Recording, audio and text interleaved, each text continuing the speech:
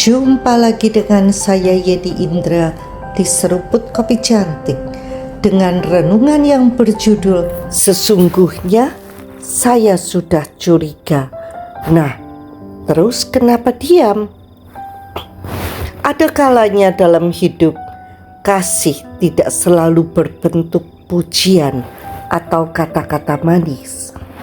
Kadang kasih justru muncul dalam bentuk keberanian untuk mengingatkan sebelum semuanya terlambat.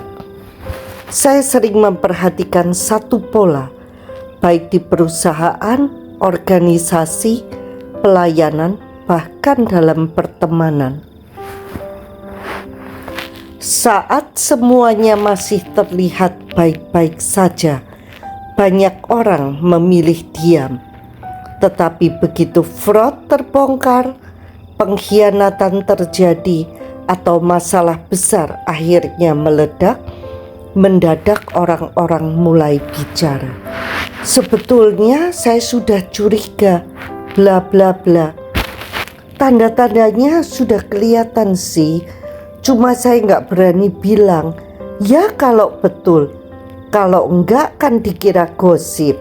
Gubrak, orang Surabaya bilang, bencekno. Semua orang berlomba-lomba jadi pengamat setelah kejadian.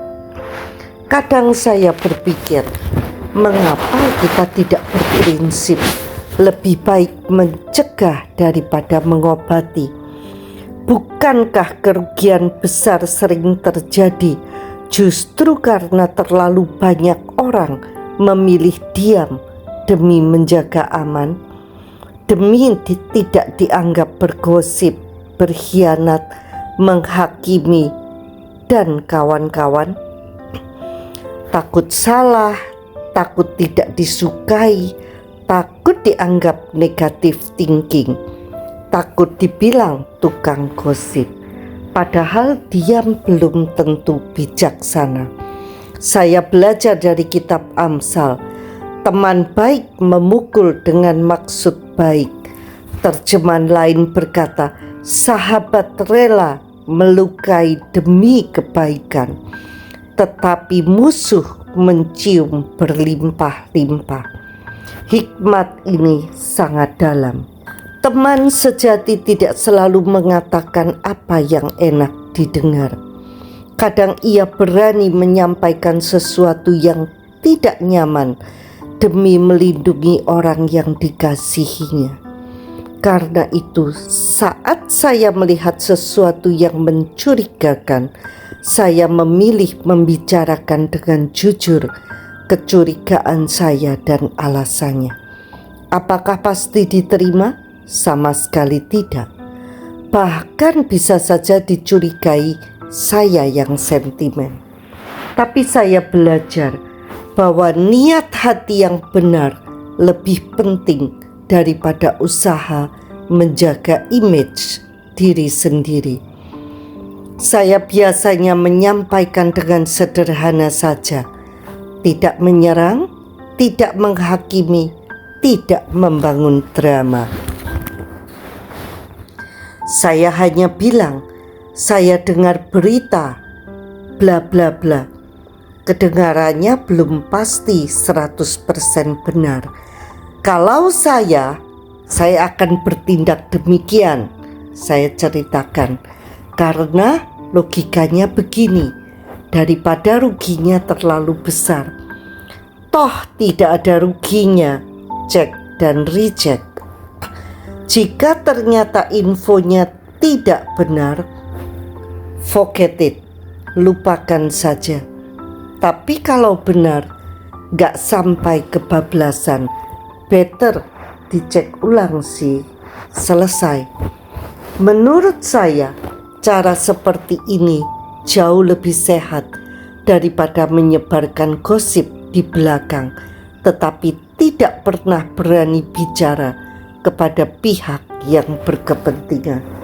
Karena tujuan kita bukan menghancurkan orang, tujuannya menjaga. Dan setelah menyampaikan ya sudah, biarkan orang itu memilih dan memutuskan apa yang terbaik baginya. Bukan ranah saya untuk mengaturnya. Kita tidak bisa memaksa orang menerima warning kita. Kita juga tidak bisa mengontrol keputusan mereka. Tanggung jawab kita hanyalah menyampaikan dengan hati yang benar, motivasi yang bersih, dan sikap yang tetap hormat.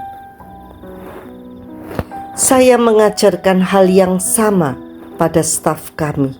Saat ada tanda-tanda bahaya, segera beritahu kami. Ketika terlalu dekat dengan masalah, kerap pandangan kita blur. Tapi yang dari kejauhan melihat lebih jelas. One day kebenarannya akan terungkap. Sahabat kita bisa menilai siapa temannya yang sejati dan siapa teman yang hanya datang saat keadaan baik-baik saja. Waktu akan membuktikannya. Dari pengalaman, akhirnya teman tadi sadar. Saya betul-betul berusaha untuk menjaga dia karena saya mengasihinya. Ini yang membuat persahabatan berkualitas dan menunjukkan loyalitas yang sejati. Kalimat itu sangat menyentuh hati saya karena seringkali orang baru mengerti sebuah warning lahir dari kasih setelah mereka melihat sendiri kenyataannya. Memang tidak semua warning akan diterima dengan baik. Kadang kita disalahpahami, kadang dianggap terlalu sensitif, kadang malah dicurigai punya agenda tertentu. Tetapi saya percaya lebih baik dianggap cerewet sebentar daripada menyesal seumur hidup sambil berkata, "Dulu sebenarnya saya sudah tahu." Dunia tidak membutuhkan lebih banyak ahli analisa setelah semuanya terlambat. Dunia membutuhkan lebih banyak orang yang cukup tulus untuk peduli, cukup berani untuk bicara, dan cukup dewasa untuk menyampaikan kebenaran tanpa kehilangan kasih. Sampai jumpa di episode berikutnya bersama Yeni Indra di Seruput Kopi Cantik. Tuhan memberkati.